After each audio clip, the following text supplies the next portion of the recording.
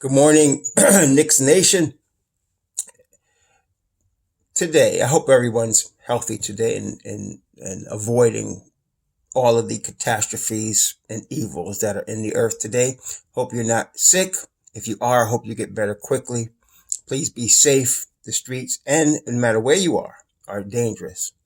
And there are a lot of crazy people out here. So, before I get started in today's video, regarding our Knicks, I just want to take a side note. Last night, the Miami Heat played against the Boston Celtics, and they beat the Boston Celtics to take a 3-1 lead in the Eastern Conference Finals. In that game, it was apparent what many people who observe the Heat understand and know. Tyler Hero is going to become a star. He really is going to become. I'm not talking about because he scored 37 last night. He just has the game that fits in a Miami system. And of course, he's a knockdown shooter, and he now is learning under the Miami system to play defense. What did this mean for the Knicks? This is what only thing I care about. If I'm mentioning another team, it's because of something that it means to our team. So what does this mean to the Knicks with that Tyler Hero is becoming a star in Miami? What it means is that there may be an opportunity for us to look very closely at Duncan Robinson. Very closely at Duncan Robinson. He has a non-guaranteed contract for the upcoming season. We could make an offer to him. I think he would fit well on the wing. He's not really young. I think he's like 24. But he would fit well on the wing, knockdown shooter, and has learned how to play defense in the Miami system. And I think we can get him at a relatively cheap price at this stage because of the fact that he has not emerged like, say, Tyler Hero has. Tyler Hero is going to be expensive when he comes to the end of his rookie deal, but that's another 3 years from now. So we might be able to make a run at a Duncan Robinson, and I think that might be a prudent thing for us to do if we can do that. I'm thinking if we went at him with maybe 3 years, $30 million, that might lure him to the Big Apple. He's already shown both at Michigan and in Miami. He's not afraid of the big moment. He's not afraid of the bright lights. So that's something to think about as a side note. Also, I think we can kiss any opportunity at Doran Dragic goodbye because the Miami Heat are going into the finals, the NBA finals. And if they win, I don't see him leaving Miami. He probably wants to, because Miami's really good in a number of areas as a team, as an organization. If you probably noticed, they will take some of their players that stay with them long term and make them part of the organization. And so, they're very good at that. And so he may want to stay with that organization and become part of its culture, maybe part of the front office or something to that effect. I don't see him leaving Miami to come to New York. So this is not, we can forget Goran Dragic. So that's enough about that Miami situation. Today, I want to talk about Kevin Knox. I want to deal with our boy, Kevin Knox. Some people, including the media, are ready to write off Kevin Knox, call Kevin, say the Knicks have a Kevin Knox problem, and so on and so forth. One of the problems, and brethren of the Knicks Nation, let me just explain to you. One of the problems that media and fans have is we expect way too much of 18 and 19-year-old kids. We really do. We expect way too. Now, it reminds me, I'm going to tell you two quick stories that's going to kind of explain this situation. I have a younger brother. My brother is 3 years. I have two younger brothers, actually. But my youngest brother is 3 years younger than me. And when we were growing up, he developed in every way much faster than I did. So, for example, when I was 13 years old, I looked like I was 13 years old. Okay. And I was like any other. I wasn't any taller, any bigger, any faster, any stronger than any other 13-year-old kid. When my brother was 13 years old, he was already 6'1", had a full beard, and he was already filled out to like 170 pounds. At 13, so that some of the kids in the school thought he was a teacher. Okay. And he would begin having grown women approach him. And when we wanted to buy beer, you had to be 18 then. We would send him in the store. They wouldn't even ask for any ID because he looked like a grown man. And when he was 13, he averaged about 47 points a game in junior high school. 47, yeah, and on Long Island. And he was killing it, and he had college coaches looking at him. Now, by the time he got to be 15 and 16, he was the same height. He hadn't changed. He got a little bit more husky. In fact, he looked more like a football player, because what happened? He developed much quicker than the other kids. It was just genetics. Okay. And then later on, the other kids started catching up to him. Now, he still had really a tremendous amount of speed. That was his calling card, and he was probably better at football than basketball. But the point I'm making is he developed much quicker naturally than some other kids that were his age. Later on, other kids would grow up and become just as good as him playing basketball, because he just happened to be at age 13 bigger, stronger, and faster than everybody else his age. So that's the way it is in the NBA. You have some kids that come out at 18 or 19. Let's take Luka Doncic. Luka Doncic was probably, honestly, ready for the NBA when he was 16. I mean, he is a prodigy. When he was coming out, I really wanted the Knicks to try to move up and get him, even though I knew there was a 99% chance it would never happen, because the guy was that good. He was, when I first saw him play, was against KP in the World Cup. And you know, KP was on the Knicks. Of course, we were all rooting for KP in that situation, but I had to admit, Luka Doncic was better than KP. And I never said that verbally, but it was in my heart, because I couldn't believe this kid, right? And he's a prodigy. He's bigger, stronger, faster, more skilled. And not only that, he thinks the game like a chessboard, like LeBron, 3 steps ahead of everybody else. Luka Doncic's biggest enemy, honestly, is the fork. Yes, the fork. That's the only problem he's going to have, because basketball-wise, he's a savant. Forget it. So, but not everybody's going to come out like that. Most average people are going to develop at a certain pace. Kevin Knox is like that. Okay? Kevin Knox is like that. Problem number 2, which leads me to story number 2. I have 4 children. I've been blessed with 4 children. 2 boys and 2 girls. And I don't know if you have children, but let me tell you something. The girls can get away with murder. I've had my daughter jump in my face and say all kind of things, and I've stayed calm. Okay. And, you know, I might punish her by taking away something. You know, I took away her car insurance, made her pay her own car insurance, or she had to pay her own cell phone bill. But they got daddy wrapped around their finger. No question about it. Now, my sons, if they was to jump in my face, they understand there's consequences. Immediate and serious consequences. Okay? Especially now, my problem was I raised my oldest. He got it hard because he was the oldest. And today, of all my children, he respects me the most. We have the best relationship. My youngest son, I was much less harder on him. And he doesn't have as much respect as the oldest one. He's learning it.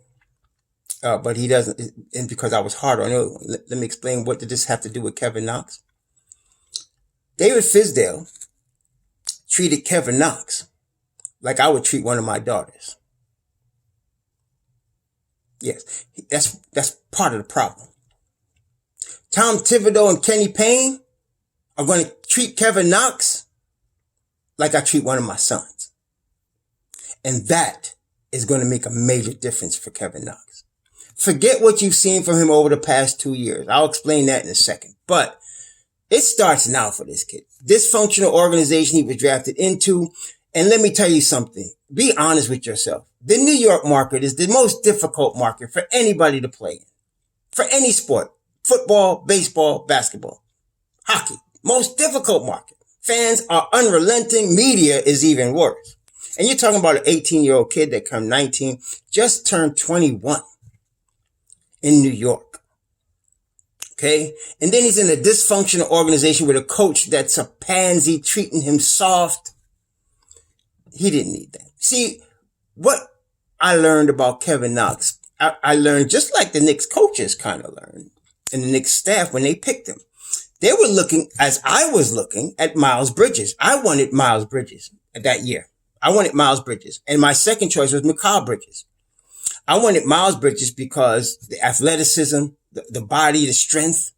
I felt like this kid could be really good on the wing. Okay. And he had game. Still does. I think Miles Bridges is going to be pretty good for Charlotte this year. But they picked Kevin Knox because they had Miles and McCall and Kevin come into the facility and they played against each other.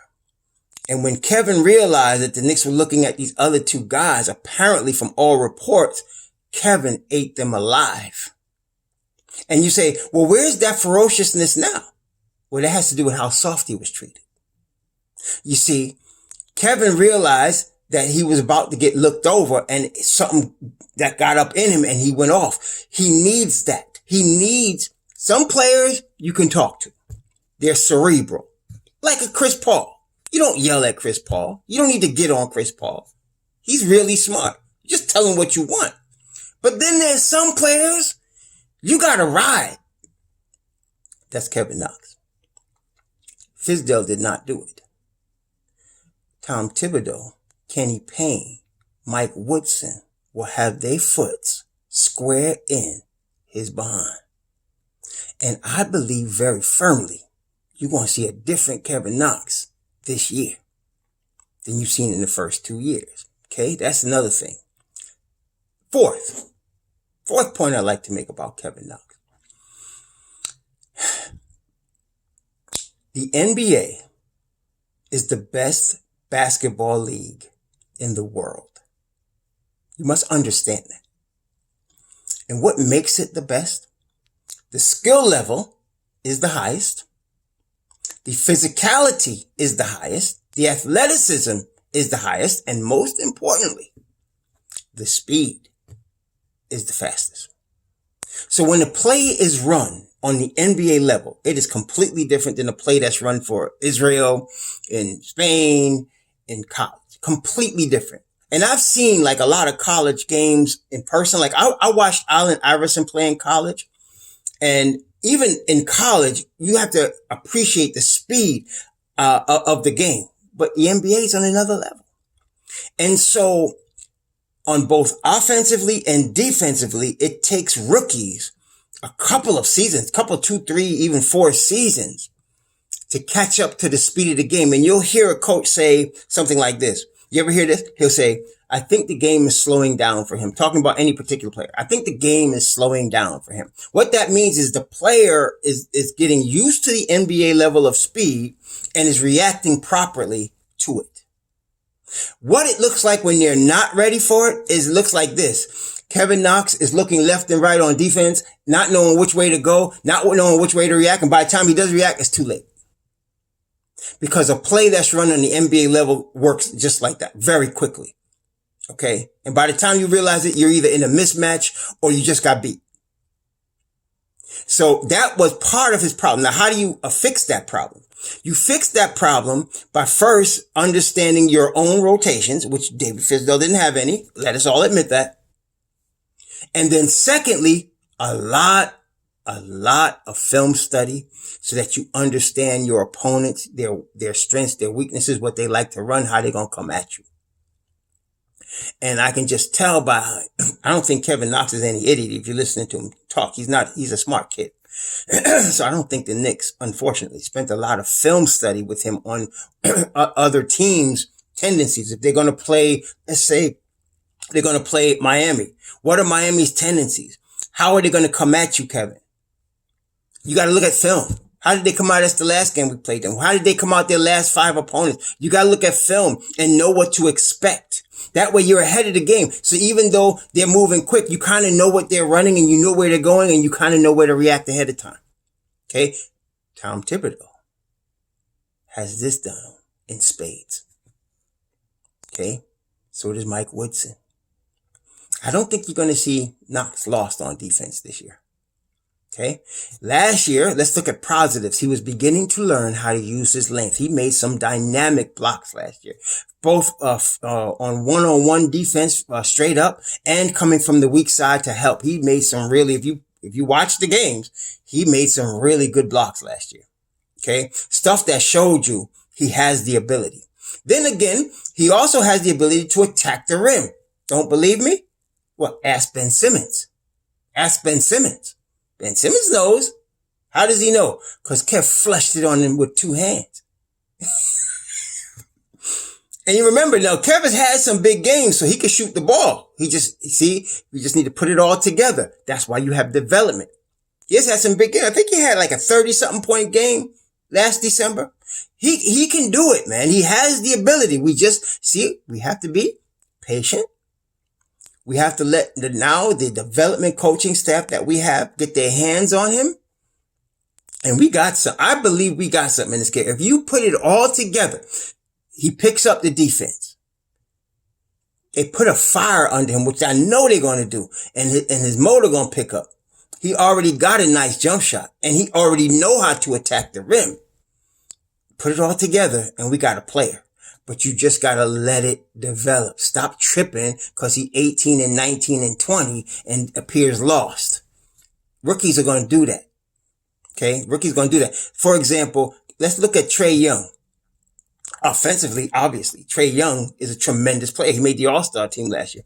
But that was based on his offense. You will not see Trae Young on any all-defensive teams. He looks completely lost on defense. Matter of fact, all you guys breaking on my boy Frank Nitti. Frank Nitti took that boy to school, backed him down, and shot over him at will. Only thing stopping Frank Nitti was Julius Randle. See? But that's because that was masked because you're watching him shoot 3-pointers from like half court with, Trae Young. Every rookie has to get used to the speed of the NBA game. It takes some time. It's not not everybody can come out like Luka Doncic and pick it up right away. That's a prodigy right there. Now everybody gonna come out like Ja Morant. Ja Morant I don't think he's like Luka Doncic, but that boy is a superstar in the making. There's no question. Okay. So now everybody's like that. Now everybody develops at the same speed. And then you got to give Kevin this thing that because he was in this dysfunctional organization where the coach didn't know how to handle him. And then, of course, he's got to get used to the speed of the game. So watch this year, though. And I'm not even like, some of you are saying, well, he's got to perform this year or else. No, this is his 3rd year. You got to give him 4 years. But just for y'all, I'm just telling you, you're going to see some improvement. I'm expecting Kevin to make some strides. I don't think he's going to start. I think they're going to bring a stretch 4 in to start, and they should. And Kevin should come off the bench behind him. And this is the thing about Tibbs. This is what I'm saying. Y'all, some of y'all check me on this. I like y'all when y'all check me. You were wrong about this. Or no, they didn't really draft that guy. Okay, fine. But check me on this. Tibbs generally plays 8 guys. I'm thinking he might play 9 this time, but he generally plays 8. And this is how he does it. He has his starting 5. And then he has a guy that comes in that can play the 4 or the 5. Okay, so you got one guy coming off the bench, and in his Chicago game in Minnesota, that was Taj Gibson, because Taj could play the 4 or the 5. So he would sub him in to play the 4 or the 5. Then he has a guy that can sub in at the wing, that can play the 2 or the 3. Okay, then he has a guy that he can sub in at the point that can play the 1 or the 2. That's how he does it. So he has a starting 5. Then you got 3 guys. Each of those 3 guys can sub in for either the 1 or the 2, the 2 or the 3, or the 4 or the 5. That's how he does it. Okay. So I expect that he may, like I said, because of the development angle, he may make a exception because like Kevin doesn't play the 4 or the 5. Kevin plays the 4. He sometimes puts at the 3, but he's really a 4. So they may have to make, that's what I'm saying. They may have to make some adjustments because you got to get Kevin's got to get some reps. He's got to get some minutes. All right. So that's what I'm saying. Generally, he plays 8 guys and that's how he does it. But I'm expecting Kevin to get some time. So y'all need to raise up off of Knox a little bit. Let this staff have their hands on him and see how they're going to do. Let Kenny Payne and them put their foot in his behind, which I'm sure they're going to do. And Kevin going to respond. Kevin not going to fight it. He going to respond. And we're going to have ourselves a player in Mr. Knox. Peace.